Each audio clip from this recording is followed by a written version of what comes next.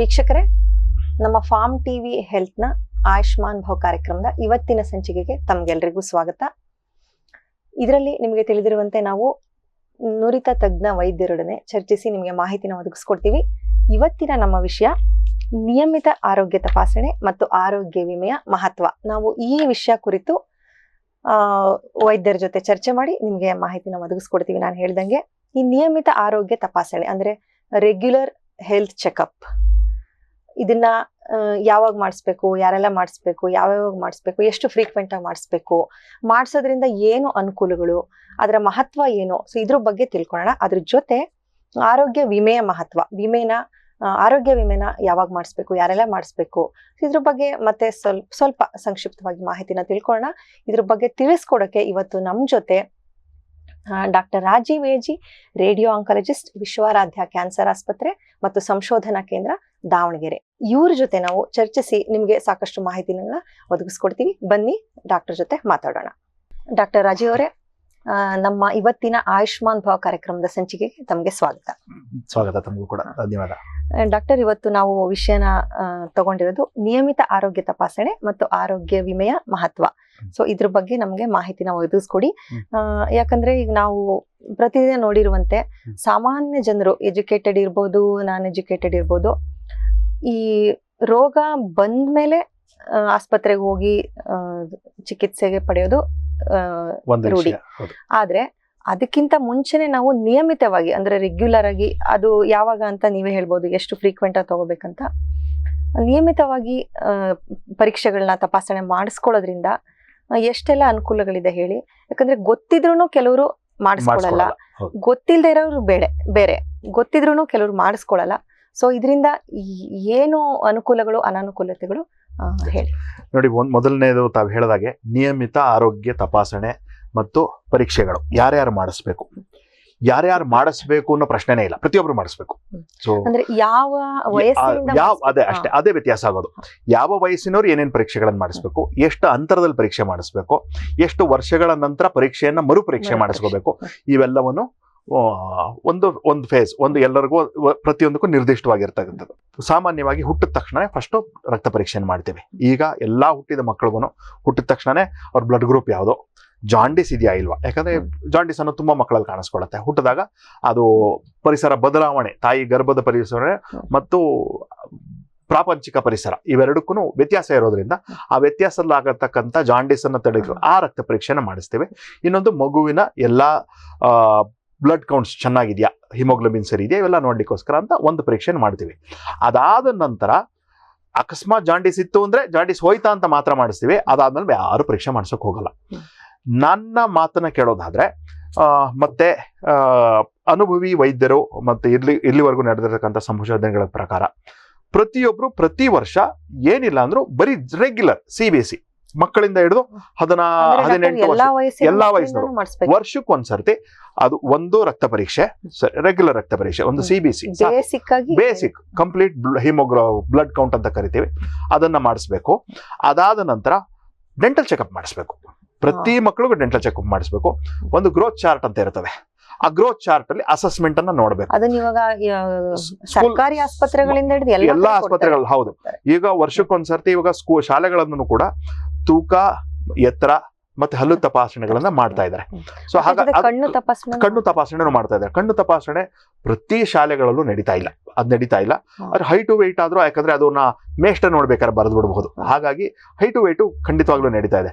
ಕಣ್ಣಿನ ತಪಾಸಣೆ ಕೂಡ ಓದೋ ಮಕ್ಕಳಲ್ಲಿ ಅತಿ ಅವಶ್ಯಕ.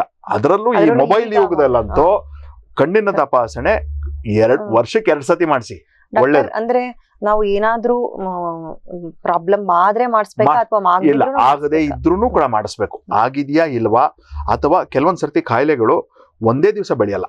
ಕ್ರಮೇಣವಾಗಿ ಮೊಬೈಲ್ ನೋಡಕ್ ಶುರು ಮಾಡ್ತೀವಿ. ಮೊಬೈಲ್ ನೋಡಕ್ ಶುರು ಮಾಡಿದ್ರೆ ಒಂದೇ ದಿವಸ ನೋಡಿದ್ರೆ ನಮ್ಮ ಕಣ್ಣಿಗೆ ಏನು ಅನ್ಸಲ್ಲ. ಒಂದೇ ಸಮನೆ ಇಷ್ಟೇ ಚಿಕ್ಕದ ಡಿಸ್ಟೆನ್ಸ್ ಅನ್ನ ನೋಡ್ತಾ ಇದ್ರೆ ಅದು ಮೊಬೈಲ್ ಮಾತ್ರನೇ ಅಲ್ಲ, ಸುಮಾರು ತಿಂಗಳುಗಳು, ಸುಮಾರು ದಿನಗಳು ಇದೇ ತರ ನೋಡಕ್ ಶುರು ಮಾಡಿದ್ರೆ ಕಣ್ಣಲ್ಲಿರ್ತಕ್ಕಂಥ ಸ್ನಾಯುಗಳು ಬರೀ ಹತ್ತಿರದಕ್ಕೆ ಮಾತ್ರ ಅಡಾಪ್ಟ್ ಆಗಿ ದೂರದನ್ನು ಕಾಣಿಸ್ಲಿಕ್ಕೆ ನಿಲ್ತೋಗ್ತದೆ. ಈ ರೀತಿಯಾದಂತಹ ಪರಿಸ್ಥಿತಿ ನಿಮಗೆ ಆಮೇಲೆ ಗೊತ್ತಾಗಕ್ಕೆ ಶುರು ಆಗುತ್ತೆ. ಜೊತೆಲಿ ಕೆಲವೊಂದು ಮಕ್ಕಳು ಆ ನಿಧಾನಕ್ಕೆ ಬೆಳೆಯುವಂತಹ ತಲೆಭಾರ, ತಲೆನೋವುಗಳನ್ನ ಕಾಮನ್ ಅನ್ಕೊಂಡ್ಬಿಡ್ತವೆ, ಮಕ್ಕಳಿಗೆ ಅದನ್ನ ಹೇಳಲಿಕ್ಕೂ ಬರಲ್ಲ. ಸೊ ಆ ಕಾರಣಗಳಿಂದ ಕಣ್ಣು ಪರೀಕ್ಷೆಯನ್ನು ಮಾಡಿ ವ್ಯತ್ಯಾಸಗಳನ್ನ ಗುರುತಿಸಿ ಅದಕ್ಕೆ ತಕ್ಕನಾದಂತ ಔಷಧೋಪಚಾರ ಅಥವಾ ಗ್ಲಾಸಸ್ ಇರ್ಬೋದು ಅಥವಾ ಅವ್ರು ಮಾಡ್ತಕ್ಕಂಥ ಕೆಟ್ಟ ಅಭ್ಯಾಸಗಳನ್ನ ತಪ್ಪಿಸ್ಲಿಕ್ಕೆ ಸಹಾಯ ಆಗತ್ತೆ. ಅದು ಜನಸಾಮಾನ್ಯರು ಏನ್ ಅನ್ಕೊಳ್ತಾರೆ, ಏನು ತೊಂದರೆ ಆಗಿಲ್ವಲ್ಲ ಬಿಡು, ಏನು ತೊಂದರೆ ಆಗಿಲ್ವಲ್ಲ ಬಿಡು, ಒಂದ್ ಅರ್ಧ ಗಂಟೆ ನೋಡಿತ್ತಾನೆ ಬಿಡು, ದಿನಕ್ಕೆ ಅರ್ಧ ಗಂಟೆ ಅಷ್ಟೇ ತಾನೇ ನೋಡೋದು ಬಿಡು, ಅರ್ಧ ಗಂಟೆನೂ ಕೂಡ ತಪ್ಪು. ಇವಾಗ ನಾವು ಮಕ್ಕಳಿರ್ತಕ್ಕಂಥ ಸಮಯಕ್ಕೂ ಇವತ್ತಿನ ಪ್ರಪಂಚಕ್ಕೂ ಬಹಳ ವ್ಯತ್ಯಾಸ ಆಗಿದೆ. ನಮ್ಮಲ್ಲಿ ಅವಾಗ ದೂರದರ್ಶನ ಶುರುವಾಗ್ತಿದ್ದೇನೆ ಸಂಜೆ 5 ಗಂಟೆಗೆ. ಟಿವಿ ನೋಡ್ತೀವಿ ಅಂತ ಹೇಳಿದ್ರೆ ವಾರಕ್ಕೊಂದ್ಸತಿ ಒಂದ್ ಪಿಕ್ಚರ್ ಬರೋದು. ಇವತ್ತು ಹಂಗಲ್ಲ, ನೀವು 24 ಗಂಟೆ ಏನ್ ಬೇಕಾದ್ರೂ ನೋಡ್ಬೋದು. ಸೊ ಆ ರೀತಿಯಾದಂತ ಪರಿಸ್ಥಿತಿಯಲ್ಲಿ ಇರ್ಬೇಕಾದ್ರೆ, ಆ ರೀತಿಯಾದಂತ ವಿಜ್ಞಾನ ಯುಗದಲ್ಲಿ ಬದುಕಬೇಕಾದ್ರೆ ಅದರ ತಕ್ಕನಾಗಿ ನಾವು ಕೂಡ ಬದಲಾಗ್ಬೇಕು. ಅದು ಬದಲಾಯ್ತಲ್ವಾ, ಟಿವಿ ಮಾಧ್ಯಮ ಬದಲಾಯ್ತಲ್ವಾ, ಅದೇ ರೀತಿ ನಾವು ಬದಲಾಗ್ಬೇಕಾದ ಧರ್ಮ ಅಲ್ವಾ. ಸೊ ಅದು ಮಕ್ಕಳದಾಯ್ತು. 18 ವರ್ಷದ ತನಕನೂ ಜೊತೆಗೆ ಹಲ್ಲು ಮತ್ತೆ ಅದು ತೊಂದರೆ ಇರ್ಲಿ ಬಿಡ್ಲಿ ಚೆಕ್ ಮಾಡಿಸ್ಬೇಕು. ಕೇರೀಸ್ ಅನ್ನೋದನ್ನು ಅಷ್ಟೇ, ಒಂದೇ ಸತಿ ಡೆಂಟಲ್ ಕೇರೀಸ್ ಆಗಿ ಒಳಗಡೆ ರೂಟ್ ಎಲ್ಲಾನು ತಿಂದು ಹೋಗುವಂತ ಒಂದೇ ದಿವಸ ಬಂದ್ಬಿಟ್ಟಿರುತ್ತೆ. ಅಲ್ಲಿವರೆಗೂ ಮಕ್ಕಳು ಚಾಕ್ಲೇಟ್ ತಿನ್ಸುವಂತ ಪರಿಸ್ಥಿತಿ. ಚಾಕ್ಲೇಟ್ ಕೆಟ್ಟದು ಒಳ್ಳೇದಕ್ಕೂ ಅನ್ನೋದಕ್ಕಿಂತ ಒಂದು ಕೆಫೀನ್ ಇಸ್ ಆಲ್ಸೋ ಅಡಿಕ್ಷನ್ ಜೊತೆನಲ್ಲಿ ಏನಾಗ್ತದೆ ಅಂದ್ರೆ ನಿಧಾನಕ್ಕೆ ಅದು ಮನಸ್ಸಿನ ಮೇಲೆ ಪ್ರಭಾವ ಬೆರೆತ್ಕೊಂಡು ಹೋಗುತ್ತೆ. ಅದು ಬೇಕೇ ಬೇಕು. ಈ ಕಾಫಿ ಟೀಗೆ ಅಡಿಕ್ಷನ್ ಆಗ್ತಾರಲ್ಲ, ಅದೇ ತರ ಚಾಕ್ಲೇಟ್ ಅಡಿಕ್ಷನ್ ಕೂಡ, ಚಾಕ್ಲೇಟ್ ಅಲ್ಲಿ ಕೂಡ ಕೆಫೀನ್ ಇರ್ತದೆ. ಸೊ ಆ ಅಡಿಕ್ಷನ್ಗೋಸ್ಕರ ಮಕ್ಕಳು ಚಾಕ್ಲೇಟ್ ತಿನ್ನಕ್ಕೆ ಶುರು ಮಾಡ್ತಾರೆ. ಅದರಲ್ಲಿ ಇರ್ತಕ್ಕಂತಹ ನಮ್ಮ ಪಿಷ್ಟಾಂಶ, ಸಕ್ಕರೆ ಅಂಶ, ಅದು ನಾರ್ಗಟ್ಟಿರ್ತಕ್ಕಂಥ ಸಕ್ಕರೆ ಅಂಶ, ಅದು ಅಂಟ್ಕೊಳ್ಳುತ್ತೆ. ಅಲ್ಲಿಗೆ ಕಾಣಿಸ್ದೇ ಇರ್ಬೋದು, ಅದು ಅಂಟಿ ಅದು ಕೇರಿಸನ್ನು ಉಂಟು ಮಾಡಿ ಡೆಂಟಲ್ ಇನ್ಫೆಕ್ಷನ್ಗಳನ್ನು ಉಂಟು ಮಾಡಲಿಕ್ಕೆ ಸಾಧ್ಯತೆಗಳು ಜಾಸ್ತಿ. ಸೊ ಅದು ಎಲ್ರಿಗೂ ಇದು ಸಾಮಾನ್ಯ ಸಂಗತಿ. ಚಾಕ್ಲೇಟ್ ಅಥವಾ ಅದ್ರ ಜೊತೆ ಎಲ್ಲವೂ ಪ್ರತಿಯೊಂದು ಜಂಕ್ ಫುಡ್, ಎಣ್ಣೆ ಅಂಶ ಮತ್ತೆ ಜಿಡ್ಡಿನ ಅಂಶ, ಈ ಸಕ್ಕರೆ ಅಂಶ ಎಲ್ಲವೂ ಸೇರ್ಕೊಂಡು, ಅವೆಲ್ಲ ಮಿತ್ರರು ಸೇರ್ಕೊಂಡು ಹಲ್ಲುಗಳನ್ನು ತುಂಬಾ ಕೆಡಿಸ್ತದೆ. ಸೊ ಹಾಗಾಗಿ ವರ್ಷಕ್ಕೆ 2 ಸರ್ತಿ ಹಲ್ಲಿನ ತಪಾಸಣೆ ಇಲ್ಲದೆ ಇರಲಿ ತೋರಿಸೋದು ತುಂಬಾ ಒಳ್ಳೇದು. ಅದರಲ್ಲಿ ಎರಡು ವಿಷಯಗಳು ಗೊತ್ತಾಗುತ್ತೆ. ಬರೀ ತೊಂದರೆ ಇದೆಯಾ ಇಲ್ಲ ಅನ್ನೋದೊಂದು, ಎರಡನೇದು ಹಳ್ಳಿನ ಬೆಳವಣಿಗೆ ಕರೆಕ್ಟ್ ಆಗಿ ಆಗ್ತಾ ಇದೆಯಾ ಅಂತ. ಮಕ್ಕಳಿಗೆ ಕರೆಕ್ಟ್ ಟೈಮಿಗೆ ಅಲ್ಲೂ ಉದುರಬೇಕು, ಕರೆಕ್ಟ್ ಟೈಮಿಗೆ ಅಲ್ಲೂ ಹುಟ್ಟಬೇಕು. ಕೆಲವೊಂದ್ಸತಿ ಹುಟ್ಟೋದು ನಿಧಾನ ಆಯ್ತು ಅಂದ್ರೆ ಪರ್ಮನೆಂಟ್ ಟೀತು ಹಿಂದೆಗಡೆ ಬೆಳೆದ್ಬಿಡುತ್ತೆ ಅಥವಾ ಮುಂದೆಗಡೆ ಓರೆ ಹಲ್ಲುಗಳಾಗತ್ತೆ. ಅದ್ರ ಬದಲು ಅಕಸ್ಮಾತ್ ಇವ್ರಿಗೆ ಉದುರ್ತಾನೆ ಇಲ್ಲ, ಈ ವಯಸ್ಸಲ್ಲಿ ಉದುರ್ಬೇಕಿತ್ತು ಅನ್ನೋದು ನೋಡ್ಕೊಂಡು ಕೆಳಗಡೆಯಿಂದ ಆಗ್ಲೇ ಪರ್ಮನೆಂಟ್ ಟೀತ್ ಹುಟ್ಟಕ್ಕೆ ಶುರುವಾಗಿದೆ ಅಂತ ನೋಡ್ಕೊಂಡು ಡಾಕ್ಟ್ರೇ ಮೇಲ್ಗಡೆ ಹಲ್ಲನ್ನು ತೆಗೆದು ಬಿಡ್ತಾರೆ. ಸೊ ಈ ರೀತಿಯಾದಂಥ ಪರಿಸ್ಥಿತಿಗಳಿದೆಯಾ, ಅವೆಲ್ಲವನ್ನು ನಾವು ಇದನ್ನ ಮಾಡ್ಕೊಂಡು ಹೋಗ್ಬೋದು. ಅದಾದ ನಂತರ 18 ವರ್ಷದ ತನಕ ಇದನ್ನ ಮಾಡ್ಕೊಂಡು ಅಂದ ತಕ್ಷಣ ಈ ಅಭ್ಯಾಸಗಳನ್ನ ಕ್ರಮೇಣ ಹಾಗೆ ಮುಂದುವರಿಸ್ಕೊಂಡು ಅದ್ರ ಜೊತೆನಲ್ಲಿ ಇವತ್ತಿನ ಒತ್ತಡದ ಜೀವನದಲ್ಲಿ, ಇವತ್ತಿನ ಒತ್ತಡದ ಪ್ರಪಂಚದಲ್ಲಿ ಒಂದು 25 ವರ್ಷದ ಮೇಲ್ಪಟ್ಟು ಒಂದ್ಸತಿ ಒಂದು ಬೇಸಿಕ್ ECG ಮಾಡಿಸ್ಬೋದು. ಅದಕ್ಕಿಂತ ಮುಂಚೆ ರಕ್ತ ಪರೀಕ್ಷೆ ಈಗ ಬೇಸಿಕ್ ಅಂದ್ರೆ ಆರೋಗ್ಯ ತಪಾಸಣೆ ಅಂತ ಹೋದಾಗ ಕೆಲವೊಂದನ್ನ ಹೇಳ್ತೀರಾ ನೀವು. ಅದರಲ್ಲಿ ಬ್ಲಡ್ ಟೆಸ್ಟ್ ಸುಮಾರು ಈಗ ನಾವು ನೋಡಿದ ರಿಪೋರ್ಟ್ ಅಲ್ಲಿ 3-4 ಪೇಜ್ ಇರುತ್ತೆ. ಜನಸಾಮಾನ್ಯರಿಗೆ ಅದೇನು ಅಂತಾನೆ ಗೊತ್ತಾಗಲ್ಲ. ಇದ್ರ ಬಗ್ಗೆ ಸ್ವಲ್ಪ ಮಾಹಿತಿ ನೋಡಿ. ಕೆಲವರು ಈ ಮಾಸ್ಟರ್ಸ್ ಹೆಲ್ತ್ ಚೆಕ್ ಅಂತ ಮಾಡಿಸ್ಬಿಡ್ತಾರೆ. ಅವೆಲ್ಲ ತುಂಬಾ ಗ್ಲಾಮರ್, ಅವಶ್ಯಕತೆನೇ ಇರಲ್ಲ. ಆ ಅವಶ್ಯಕತೆ ಇಲ್ಲದೆ ಇರತಕ್ಕಂತ ಟೆಸ್ಟ್ಗಳು ತುಂಬಾ ಮಾಡಿಸ್ಬಿಡ್ತಾರೆ. ಕೆಲವೊಂದನ್ನ ಇವಾಗ ಹಿಮೋಗ್ಲೋಬಿನ್ ಕರೆಕ್ಟ್ ಆಗಿತ್ತು ಅಂದ್ರೆ ನನ್ನ ಫೆರಟಿನ್ ಲೆವೆಲ್ಸು ಮತ್ತೆ B12 ಲೆವೆಲ್ಸು ಎಲ್ಲ ನಾರ್ಮಲ್ ಇದ್ದೇ ಇರ್ತದೆ. ಸುಮ್ಮನೆ ಅದನ್ನ ಗೊತ್ತೇ ಇರಲ್ಲ, ಪೇಷಂಟ್ಸ್ ಗೊತ್ತಿಲ್ಲದೆ ಇದ್ದಾಗ ಯಾವಾಗ ಅಂತ ಹೇಳ್ತೀರಾ? ಒಂದು ಡಾಕ್ಟರ್ನ ಸಲಹೆ ಪಡೆದು ನೀವು ವಾರ್ಷಿಕ ಪರೀಕ್ಷೆ ಮಾಡಿಸ್ಕೊಳ್ಬಹುದು. ಎರಡನೇದು ನಿಮಗೆ ಸಣ್ಣ ಮಾಹಿತಿ ಇರಬೇಕು. ಬರೀ ಸಾಮಾನ್ಯವಾದಂತ CBC ಮತ್ತೆ ನಿಮಗೆ ಏನಾದ್ರೂ ಹೊಟ್ಟೆಯ ಸಮಸ್ಯೆ ಇತ್ತು ಅಂದ್ರೆ LFT ಪರೀಕ್ಷೆ ಸಾಮಾನ್ಯವಾಗಿ ಬೇಕಾಗಲ್ಲ. LFT ಅಂತಂದ್ರೆ ಲಿವರ್ ಫಂಕ್ಷನ್ ಟೆಸ್ಟ್. ಇನ್ನೊಂದು ಯೂರಿಯಾ ಮತ್ತೆ ಕ್ರಿಯಾಟಿನಿನ್, ಕಿಡ್ನಿ ಹೆಂಗ್ ಕೆಲಸ ಮಾಡ್ತಾ ಇದೆ ಅಂತ ನೋಡ್ಲಿಕ್ಕೋಸ್ಕರ ಅನ್ನೋದು ಯೂರಿಯಾ ಕ್ರಿಯಾಟಿನಿನ್. ಇವಿಷ್ಟು ಪರೀಕ್ಷೆಗಳು ಸಾಮಾನ್ಯವಾಗಿ ಸಾಕು, ಬೇರೆ ಯಾವ ಪರೀಕ್ಷೆಗಳನ್ನು ಬೇಕಾಗಲ್ಲ. ಕೊಲೆಸ್ಟ್ರಾಲ್ ಶುಗರ್ ಯಾವುದೂ ಚಿಕ್ಕ ವಯಸ್ಸಿನಲ್ಲಿ ಬೇಕಾಗಲ್ಲ. ನಿಮಗೆ ಫೆಮಿಲಿಯಲ್ ಪ್ರಾಬ್ಲಮ್ ಇತ್ತು ಅಥವಾ ನಾವು ಬಾಲ್ಯಾವಸ್ಥೆಯಲ್ಲಿ ಡಯಾಬಿಟಿಸ್ ಕಾಯಿಲೆ ನೋಡಿಲ್ಲ ಅನ್ನೋದಲ್ಲ, ಬಾಲ್ಯಾವಸ್ಥೆಯಲ್ಲಿ ಹೈಪರ್ ಲಿಪಿಡಿಟಿ ಅಥವಾ ಕೊಲೆಸ್ಟ್ರಾಲ್ ಪರೀಕ್ಷೆಯನ್ನು ನೋಡಿಲ್ಲ ಅಂತಲ್ಲ. ಆದ್ರೆ ಅದು ಎಲ್ಲರೂ ಮಾಡಿಸೋ ಅವಶ್ಯಕತೆ ಇಲ್ಲ. ತುಂಬಾ ಒಬೀಸ್ ಇದ್ದಾರೆ, ಅವ್ರ ಮನೇಲಿ ಹಾರ್ಟ್ ಪ್ರಾಬ್ಲಮ್ಗಳು ತುಂಬಾ ಇದೆ, ಅವ್ರ ವಂಶದಲ್ಲಿ ಹೈಪರ್ ಲಿಪಿಡಿಟಿ ಅನ್ನೋದು ಮತ್ತೆ ಕೊಲೆಸ್ಟ್ರಾಲ್ ಸಮಸ್ಯೆ ತುಂಬಾ ಚಿಕ್ಕ ವಯಸ್ಸು, ಅವ್ರಿಗೆ ಸಣ್ಣದಪ್ಪ ಅನ್ನೋ ಪ್ರಶ್ನೆನೇ ಇಲ್ಲ. ಸಣ್ಣಗಿರೋರ್ಗೂ ಕೊಲೆಸ್ಟ್ರಾಲ್ ಇರ್ತದೆ. ಸೊ ಅದನ್ನ ಯಾವಾಗ ಕಾಯಕ್ಕೆ ಅದನ್ನ ಸಂಬಂಧ ಕಲ್ಪಿಸ್ಲಿಕ್ಕೆ ಹೋಗೋದು ಕೂಡ ತಪ್ಪು. ಸಣ್ಣಗಿರೋರು ಕೂಡ ಕೊಲೆಸ್ಟ್ರಾಲ್ ಇರ್ಲಿಕ್ಕೆ ಸಾಧ್ಯ ಉಂಟು. ಸೊ ಹಾಗಾಗಿ ಅವರ ವಂಶಾವಳಿಯಲ್ಲಿ ಆ ರೀತಿಯಾದಂತಹ ಪ್ರಾಬ್ಲಮ್ ಇದೆ, ಅಂತವ್ರಿಗೆ ಇದನ್ನ ಸೇರಿಸ್ಕೊಳ್ಬೇಕು. ಅದು ಬಿಟ್ರೆ ಸಾಮಾನ್ಯವಾಗಿ 18 ವರ್ಷ ಆದ್ಮೇಲೆ 18 ವರ್ಷ ಆದ್ಮೇಲೆ ರೆಗ್ಯುಲರ್ಗೆ ಹೋಗ್ಬೇಕು. 18 ವರ್ಷ ಆದ್ಮೇಲೆ ಪ್ರತಿಯೊಬ್ರು ಇದನ್ನ ಮಾಡಿಸ್ಕೊಂಡು ಹೋಗುವಂಥದ್ದು ಬಹಳ ಒಳ್ಳೇದು. ಅದನ್ನ ಮಾಡಿಸ್ಕೊಂಡು ಹೋಯ್ತು ಅಂದ್ರೆ ಒಂದು ನಿಮ್ಮ ಆರೋಗ್ಯ ನಿಟ್ಟಿ ಹೇಗಿದೆ ಅನ್ನೋದು ಗೊತ್ತಾಗುತ್ತೆ, ನಿಮ್ಮ ದೇಹ ಬದಲಾವಣೆ ಹೇಗಾಗ್ತಾ ಇದೆ ಅಂತ ಗೊತ್ತಾಗ್ತದೆ. ದೇಹದಲ್ಲಿ ಸಮಸ್ಯೆ ಏನಾದ್ರು ಕಾಣಿಸ್ಕೊಳ್ಳಿಕ್ ಶುರು ಆಗ್ತಾ ಇದೆಯಾ ನಿಮಗೆ ಗೊತ್ತಾಗ್ತದೆ. ಹೋದ ವರ್ಷ ಹೇಗಿದ್ದೆ, ಈ ವರ್ಷ ಹೇಗೆ ಮುಂದುವರಿತಾ ಇದೆ, ಏನು ಸಮಸ್ಯೆ ಇಲ್ಲ. ಅದು ನಾರ್ಮ್ಸ್ ಅಂತ ಇರುತ್ತೆ. ಯಾವುದೇ ಇದಿತ್ತು ಅಂದ್ರೂ ಇಷ್ಟರಿಂದ ಇಷ್ಟಿದ್ರೆ ಒಳ್ಳೇದು ಅಂತ. ಸರಿನಾ? ಹೋದ ವರ್ಷ 1 ಪಾಯಿಂಟ್ ಇತ್ತು, ಈ ವರ್ಷ 1.2 ಇದೆ ಅನ್ಬಿಟ್ಟು ಹೆದರ್ಕೊಳ್ಳೋದಲ್ಲ. ನಾರ್ಮ್ಸ್ ಇರೋದೇ 1.3 ಪ್ರತಿ ದಿವಸನೂ ವೇರಿಯೇಷನ್ ಆಗ್ತಿರ್ತದೆ ಅದು, ಪ್ರತಿ ದಿವಸನೂ. ಸೊ ಹಾಗಾಗಿ ತಲೆ ಕೆಟ್ಟ ನಾರ್ಮ್ಸ್ ಒಳಗಿತ್ತು, ಸಂತೋಷ. ಡಾಕ್ಟರ್, ಈಗ ನೀವು 18 ವರ್ಷದವರೆಗೂ ಏನೇನು ಮಾಡಿಸ್ಬೇಕು ತಪಾಸಣೆ ಅಂತ ಹೇಳಿದ್ರಿ, ಜೊತೆಗೆ ಒಂದು 20-25 ವರ್ಷದವರೆಗೂ ಇನ್ನ ನೆಕ್ಸ್ಟ್ ಏನ್ ಮಾಡಿಸ್ಬೇಕು ಅಂತ ಹೇಳಿದ್ರಿ. ಇವಾಗ ಹಂಗೆ ವಯಸ್ಸು ಮುಂದುವರ್ಕೊಂಡು ವರ್ಷ ಆದ್ಮೇಲೆ ವಯಸ್ಕರಿಗೆ, ಒಂದು ಎಳೆ ವಯಸ್ಕರಿಗೆ ಅಂದ್ರೆ ಅಡೋಲಸೆಂಟ್ಸ್ ಅಥವಾ ಯಂಗ್ ಅಡಲ್ಟ್ಸ್ ಅಂತ ನಾವು ಸಾಮಾನ್ಯವಾಗಿ ಅವ್ರನ್ನ ಕರೆಯೋದು. ಯಂಗ್ ಅಡಲ್ಟ್ಸ್ಗೆ ಏನ್ ಮಾಡಿಸ್ಬೇಕು ಅಂದ್ರೆ ಇದ್ರ ಜೊತೆಲಿ ಈ ಸಾಮಾನ್ಯವಾದಂತ CBC ಮತ್ತೆ ಲಿವರ್ ಫಂಕ್ಷನ್ ಟೆಸ್ಟ್ ಮತ್ತೆ ಕಿಡ್ನಿಗೋಸ್ಕರ ಮಾಡ್ಸಕ್ಕಂತ ಯೂರಿಯಾ ಕ್ರಿಯೇಟಿನ್ ಜೊತೆಲಿ ಕೊಲೆಸ್ಟ್ರಾಲ್ ಇಲ್ಲಿ ಸೇರ್ಕೊಳ್ಳುತ್ತೆ. ಈ ಕೊಲೆಸ್ಟ್ರಾಲ್ ಸೇರಿಸ್ಕೊಂಡಾಗ ಇವತ್ತಿನ ಈ ಪ್ರಪಂಚದಲ್ಲಿ ಕೊಲೆಸ್ಟ್ರಾಲ್ ಅನ್ನೋದು ದೊಡ್ಡ ಸಮಸ್ಯೆಯಾಗಿ ಬೆಳ್ಕೊಂಡು ಹೋಗ್ತಾ ಇದೆ. 2 ಕಾರಣಗಳು. ಒಂದು ಜೀವನ ಶೈಲಿ, ಇನ್ನೊಂದು ಬೇಕಾಬಿಟ್ಟಿ ಆದಂತ ತಿಂಡು, ಯಾವಾಗೋ ತಿನ್ನುವಂಥದ್ದು ಹವ್ಯಾಸಗಳು ಬದಲಾಗ್ತಾ ಇರ್ತಕ್ಕಂಥ. ಇವತ್ತಿನ ಈ ಪಾಸ್ತಾ, ಪಿಜ್ಜಾ ಇವುಗಳನ್ನ ಬರ್ತಕ್ಕಂಥದ್ದು, ಮನೆ ಊಟಗಳನ್ನ ಬಿಟ್ಟಿರೋದು. ಮನೆ ಊಟಗಳನ್ನ ಬಿಟ್ಟಿರ್ತಾರೆ ಸಿಗುತ್ತೆ ಅನ್ಬಿಟ್ಟು ಇವತ್ತು ಎಲ್ಲರೂ ಕೂಡ ಆನ್ಲೈನ್ ಅಲ್ಲಿ ಆರ್ಡರ್ ಮಾಡಿ ತಿನ್ನುವಂತ ಪರಿಸ್ಥಿತಿಗಳು ಬರ್ತಾ ಇರತಕ್ಕಂಥದ್ರಿಂದ ಈ ರೀತಿಯಾದಂತ ಕೊಲೆಸ್ಟ್ರಾಲ್ ಸಮಸ್ಯೆ ಜಾಸ್ತಿ ಆಗ್ತಾ ಇದೆ. ಜಾಸ್ತಿ ಕೂತ್ ಮಾಡುವಂತ ಕೆಲಸ ಸಿಟಿ ಲೈಫ್ ಅಲ್ಲಿ, ಅದರಲ್ಲೂ ಸಿಟಿ ಲೈಫ್ ಅಲ್ಲಿ ಜಾಸ್ತಿ. ಹಳ್ಳಿಗಳಲ್ಲಿ ಇವತ್ತು ಅದ್ ನಡೆಯಲ್ಲ. ಆದ್ರೂ ಸಿಟಿ ಲೈಫ್ ಅಲ್ಲಿ ಕೊಲೆಸ್ಟ್ರಾಲ್ ಅನ್ನೋದು, ಆದ್ರೆ ಇವಾಗ ಕೊಲೆಸ್ಟ್ರಾಲ್ ಅನ್ನೋದು ಹಳ್ಳಿನವ್ರಿಗೆ ಹೋಗ್ತಾ ಇಲ್ಲ ಅನ್ನೋದೇನಲ್ಲ, ಅವ್ರಿಗೂ ಇದೆ. ಕೊಲೆಸ್ಟ್ರಾಲ್ ಅಲ್ಲೂ ಅಷ್ಟೇ, ಎಲ್ಲಾ ಕೊಲೆಸ್ಟ್ರಾಲು ಕೆಟ್ಟದಲ್ಲ. ಅದಲ್ಲಿ ಟ್ರೈಗ್ಲಿಸರೈಡ್ಸ್ ಅಂತ ಒಂದು ಅಂಶ ಇರುತ್ತೆ. ಟ್ರೈಗ್ಲಿಸರೈಡ್ಸ್ ಅಂಶ ಕೆಟ್ಟದ ಅಂಶ. ಟ್ರೈಗ್ಲಿಸರೈಡ್ಸ್ ಕಂಟ್ರೋಲ್ ಅಲ್ಲಿ ಇರಬೇಕು. ಒಳ್ಳೆ ಕೊಲೆಸ್ಟ್ರಾಲ್ ಇದೆ, ಕೆಟ್ಟ ಕೊಲೆಸ್ಟ್ರಾಲ್ ಇದೆ. ಹೈ ಡೆನ್ಸಿಟಿ ಲಿಪಿಡ್ಸ್ ಅಂತ ಇರ್ತದೆ. ಹೈ ಡೆನ್ಸಿಟಿ ಲಿಪಿಡ್ಸ್ ನಾವು ಹೈ ಡೆನ್ಸಿಟಿ ಅಲ್ವಾ ಅಂತೀವಿ, ಅದು ಒಳ್ಳೇದು. ಸೊ ಹೈ ಡೆನ್ಸಿಟಿ ಲಿಪಿಡ್ಸ್ ಎಲ್ಲಿಂದ ಸಿಕ್ಕತ್ತೆ? ನಮಗೆ ತುಪ್ಪದಲ್ಲಿ ಸಿಕ್ಕತ್ತೆ. ಸರಿನಾ? ಆ ರೀತಿಯಾದಂತಹ ಅಂಶಗಳನ್ನ ನಾವು ಬಳಸ್ಕೊಳ್ಬೇಕು. ಬೆಣ್ಣೆ ತುಪ್ಪಗಳಲ್ಲಿ ಸಿಗ್ತದಂತೆ, ಮೊಸರು, ಮಜ್ಜಿಗೆಗಳು, ಅದೇ ಈ ಹೈನುಗಾರಿಕೆ ಪದಾರ್ಥಗಳಲ್ಲಿ ಸಿಗ್ತದೆ. ಈ ಟ್ರೈಗ್ಲಿಸರೈಡ್ಸ್ ಮತ್ತೆ LDL ಅಂತ ಏನ್ ಕೊಡುತ್ತೆ, ಲೋ ಡೆನ್ಸಿಟಿ ಲಿಪಿಡ್ಸ್ ಅಂತ ಏನಿರುತ್ತೆ, ಇವೆಲ್ಲವನ್ನು ನಮ್ಮ ಹಾರ್ಟ್ಗಳಲ್ಲಿ ಅಥವಾ ರಕ್ತನಾಳಗಳನ್ನ ಬ್ಲಾಕ್ ಮಾಡ್ಲಿಕ್ಕೆ ಹೋಗಿ ಕೂತ್ಕೊಳ್ಳುವಂತ ಕೊಬ್ಬಿವು. ಇವೆಲ್ಲ ಎಲ್ಲಿ ಸಿಕ್ಕತ್ತೆ ಅಂದ್ರೆ ನಮ್ಮ ಎಣ್ಣೆ ಜಿಡ್ಗಳಲ್ಲಿ, ಈ ಬೇಕರಿ ಐಟಮ್ಗಳಲ್ಲಿ, ಮತ್ತೆ ಈ ತಂಪು ಪಾನೀಯಗಳು, ಸೋಡಾ ಡ್ರಿಂಕ್ಸ್ ಗಳು ಏನ್ ಕುಡಿತೀವಿ ಇವುಗಳಲ್ಲಿ, ಇವೆಲ್ಲ 0 ಕ್ಯಾಲರೀಸ್ಗಳು. ಅವೆಲ್ಲ ಯಾವ್ದು ದೇಹಕ್ಕೆ ಬೇಕಾಗೋ ಕ್ಯಾಲರೀಸ್ ಅಲ್ಲ, ಅವೆಲ್ಲ ವೇಸ್ಟ್ ಕ್ಯಾಲರೀಸ್. ಅದು ಆ ರೀತಿಯಿಂದ ಎಲ್ಲ ಜಂಕ್ ಫುಡ್ಸ್ಗಳು ಹೆಚ್ಚಿನ ಮಟ್ಟಿಗೆ ಇವತ್ತು ನಾನು ವಾರಕ್ಕೊಂದ್ಸರ್ತಿ ಹೋಟ್ಲಲ್ಲಿ ವಡೆ ತಿಂತೀನಿ ಅಂತ ಅನ್ನೋದು ಕೂಡ ಜಂಕ್ ಫುಡ್ಡೇ. ಸರಿನಾ? ಅದು ದಿವಸ ಆಯುರ್ವೇದದಲ್ಲಿ ಡಾಕ್ಟರ್ಗಳನ್ನು ಕೇಳಿದ್ರು ಕೂಡ ದಿವಸ ವಡೆ ತಿನ್ಬೇಕು ಅನ್ನೋದು ಕೂಡ ತಪ್ಪು ಅಂತಾನೆ ಹೇಳೋದವ್ರು. ದಿವಸ ಆ ಉದ್ದಿನ ಬೇಳೆಯಲ್ಲಿ ಇರ್ತಕ್ಕಂತಹ ಪಿಷ್ಟಾಂಶ ಮತ್ತೆ ಅದರಲ್ಲಿರ್ತಕ್ಕಂಥ ಪ್ರೋಟೀನ್ ದೇಹಕ್ಕೆ ಬೇಕು ಅಂತ ಆಯುರ್ವೇದರು ಕೂಡ ಹೇಳಲ್ಲ. ಎಣ್ಣೆಲಿ ಕರ್ದಿರೋದೇ ಅಂತಲ್ಲ, ಅದ್ರ ಜೊತೆಲಿ ಇರ್ತಕ್ಕಂಥದ್ದು ಕೂಡ ಮುಖ್ಯ ಆಗತ್ತೆ. ಸೊ ಆ ರೀತಿಯಾದಂತ ಊಟಗಳನ್ನ ಅವಾಯ್ಡ್ ಮಾಡ್ಕೊಳ್ಳಿಕ್ಕಂಥದ್ದು ಇದನ್ನ ತೋರಿಸ್ಕೊಂಡು ಬಂದ್ಬಿಡುತ್ತೆ. ಕೆಲವೊಬ್ಬರಿಗೆ ದೇಹದ ಬದಲಾವಣೆಗಳಾಗಕ್ ಶುರು ಆಗತ್ತೆ. ಹೆಣ್ಣು ಮಕ್ಕಳು ಇರಬಹುದು, ಅವ್ರಿಗೆ ಋತುಮತಿ ಆದ್ಮೇಲೆ ಅವ್ರಿಗೆ ಕರೆಕ್ಟಾಗೆ ಸೈಕಲ್ಗಳು ಆಗ್ತಾ ಇರಲ್ಲ. ಸೊ ಅದೊಂದು ಸಮಸ್ಯೆ ಆಗುತ್ತೆ. ಕೆಲವರು ಇದ್ದಕ್ಕಿದ್ದಂಗೆ ದಪ್ಪಗಾಗ್ತಾರೆ, ಅಥವಾ ಕೆಲವರು ಇದ್ದಕ್ಕಿದ್ದಂಗೆ ಸಣ್ಣಗಾಗ್ತಾರೆ. ಥೈರಾಯ್ಡ್ ಸಮಸ್ಯೆ ಇರ್ಬೋದು. ಸೊ ಥೈರಾಯ್ಡ್ ಪರೀಕ್ಷೆಗಳನ್ನು ಕೂಡ 1 ಸರ್ತಿ 2 ವರ್ಷಕ್ಕೆ ಅಥವಾ 3 ವರ್ಷಕ್ಕೆ ಊಟ ಸೇರಲ್ಲ ಅನ್ನೋ ಥೈರಾಯ್ಡ್ ಸಮಸ್ಯೆಗೆ ಬರಲ್ಲ. ಥೈರಾಯ್ಡ್ ಸಮಸ್ಯೆಯಲ್ಲಿ ಸಾಮಾನ್ಯವಾಗಿ ಆಗಿರ್ತಕ್ಕಂಥದ್ದು ಸುಮ್ಮನೆ ಸಣ್ಣ ಆಗ್ತಿರ್ತಾರೆ, ಸುಮ್ಮನೆ ದಪ್ಪ ಆಗ್ತಿರ್ತಾರೆ. ಸಕ್ಕರೆ ಕಾಯಿಲೆ ಇರಲ್ಲ. ದಪ್ಪ ಆಗೋರೆ ಹೈಪೋಥೈರಾಯ್ಡಿಸಮ್ ಸಾಮಾನ್ಯ. ನಮ್ಮ ದೇಶದಲ್ಲಿ ಗಳಗಂಟ ಅಂತ ಏನ್ ಕರಿತೀವಿ, ಗಾಯ್ಟರ್ ಅಂತ ಏನ್ ಕರಿತೀವಿ, ಅದು ಹೈಪೋಥೈರಾಯ್ಡಿಸಮ್ ಅಲ್ಲಿ ಏನಾಗ್ತದೆ ಅಂದ್ರೆ ದಪ್ಪ ಆಗ್ತಾರೆ, ದೇಹ ತೂಕ ದಡುತಿ ಆಗುತ್ತೆ, ಕೊಬ್ಬು ಶೇಖರಣೆ ಆಗುತ್ತೆ ದೇಹದಲ್ಲಿ, ಕೊಲೆಸ್ಟ್ರಾಲ್ ಏರ್ಪೇರ್ ಆಗುತ್ತೆ. ಕೊಲೆಸ್ಟ್ರಾಲ್ ಏರ್ಪೇರ್ ಆದ್ಮೇಲೆ ಹಾರ್ಟ್ ಸ್ಲೋ ಆಗಕ್ಕೆ ಶುರು ಆಗುತ್ತೆ. ಸೊ ಅವ್ರಿಗೆ ಮತ್ತೆ ಋತುಮತಿಯಾದಂತ ಹೆಣ್ಣು ಮಕ್ಕಳಿಗೆ ತಿಂಗಳ ಕರೆಕ್ಟ್ ಆಗಿ ಅವ್ರು ಹೊರಗಾಗಲ್ಲ. ಸೊ ಈ ರೀತಿಯಾದಂತ ಸಮಸ್ಯೆಗಳು ಶುರು ಆಗುತ್ತೆ.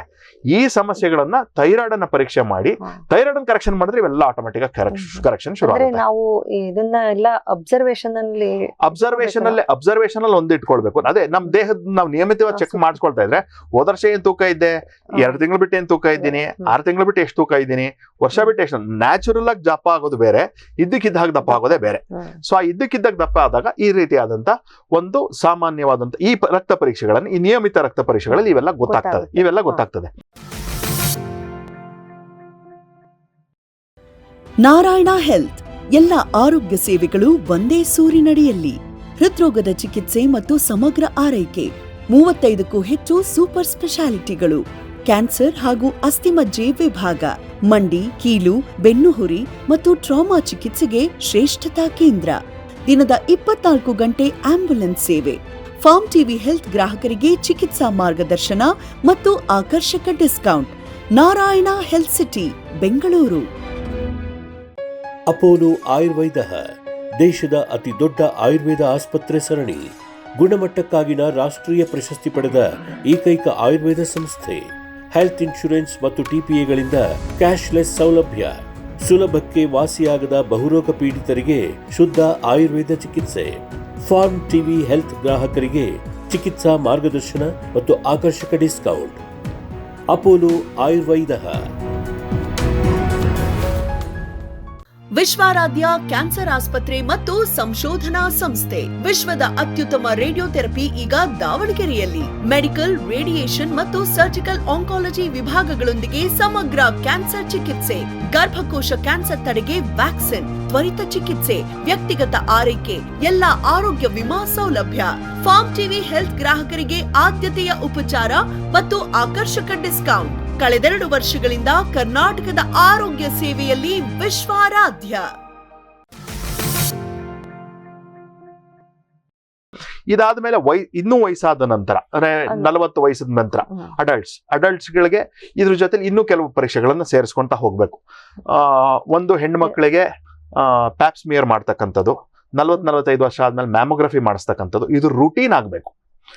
ಪ್ರತಿ ವರ್ಷ ಮಾಡಿಸ್ಬೇಕು. ಆಮೇಲೆ 40 ವರ್ಷ ಆದ ನಂತರ ಬೇಸ್ ಲೈನ್ ಇಸಿಜಿ ಮಾಡಿಸ್ಬೇಕು. ಮ್ಯಾಮೋಗ್ರಫಿ ಪರೀಕ್ಷೆ ಇವತ್ತು ಅಂದ್ರೆ ಒಂದು 35-40 ವರ್ಷ ಇಲ್ಲ, 40 ವರ್ಷದ ಮೇಲ್ಪಟ್ಟು 45 ವರ್ಷದ ಮೇಲ್ಪಟ್ಟು ಮಾಡಿಸಕ್ಕೆ ಸಾಮಾನ್ಯವಾಗಿ 45 ವರ್ಷದ ಮೇಲ್ಪಟ್ಟಿಗೆನೆ ನಾವು ಮ್ಯಾಮೋಗ್ರಫಿ ಪರೀಕ್ಷೆಯನ್ನ ಹೆಣ್ಮಕ್ಳಿಗೆ ಅಡ್ವೈಸ್ ಮಾಡೋದು. ಅಕಸ್ಮಾತ್ 45 ವರ್ಷಕ್ಕಿಂತ ಮುಂಚೆ ಮಾಡಿಸ್ಬೇಕು ಅಂದ್ರೆ ಅವ್ರ ಮನೆಯಲ್ಲಿ ಯಾರಿಗಾದ್ರೂ ಬ್ರೆಸ್ಟ್ ಕ್ಯಾನ್ಸರ್ ಇದ್ದಿದ್ರೆ ಅವ್ರಿಗೇನು ವಯಸ್ಸಿಗೆ ಬಂದಿತ್ತೋ ಅದಕ್ಕಿಂತ ಮುಂಚೆ 5 ವರ್ಷಕ್ಕೆ ಮಾಡ್ಸಕ್ ಹೇಳ್ತೀವಿ. ಅಕಸ್ಮಾತ್ ಏನಾರು ಅವ್ರ ಮನೇಲಿ 40 ವಯಸ್ಸಿಗೆ ಯಾರಿಗಾದ್ರು ಬಂದಿತ್ತು ಅಂದ್ರೆ ಇವ್ರಿಗೆ 35ಕ್ಕೆ ಮಾಡ್ಸಕ್ ಹೇಳ್ತೀವಿ. 45 ವಯಸ್ಸಿಗೆ ಬಂದಿತ್ತು ಅಂದ್ರೆ ಇವ್ರು 40 ವಯಸ್ಸಿಗೆ ಮಾಡ್ಸಕ್ ಹೇಳಕ್ ಶುರು ಮಾಡ್ತೀವಿ. ಅಕಸ್ಮಾತ್ ಅವ್ರಿಗೆ 50-60 ವಯಸ್ಸಿಗೆ ಬಂದಿತ್ತು ಅಂದ್ರೆ 45ಕ್ಕೆ ಹೇಗಿದ್ರು ಶುರು ಆಗುತ್ತೆ. 45 should be the base ideal. 45ರಿಂದ ಶುರು ಆಗ್ಬೇಕು. ಪ್ರತಿ ವರ್ಷಕ್ಕೊಂದ್ಸತಿ ಮ್ಯಾಮೋಗ್ರಫಿಯನ್ನ ಮಾಡಿಸ್ಬೇಕು. 3 ಮ್ಯಾಮೋಗ್ರಫಿಗಳು ನೆಗೆಟಿವ್ ಬಂದ್ರೆ ಆಮೇಲೆ 2 ವರ್ಷಕ್ಕೆ 3 ವರ್ಷಕ್ಕೆ ಶಿಫ್ಟ್ ಆಗ್ಬೋದು. ಅದೇ ರೀತಿ ಅಂತ ಪ್ಯಾಪ್ಸ್ಮಿಯರ್ ಕೂಡ 40-45 ವಯಸ್ಸಿಗೆ ಪ್ಯಾಪ್ಸ್ಮಿಯರ್ ಅನ್ನ ಹೆಣ್ಮಕ್ಳು ಮಾಡಿಸ್ಬೇಕು.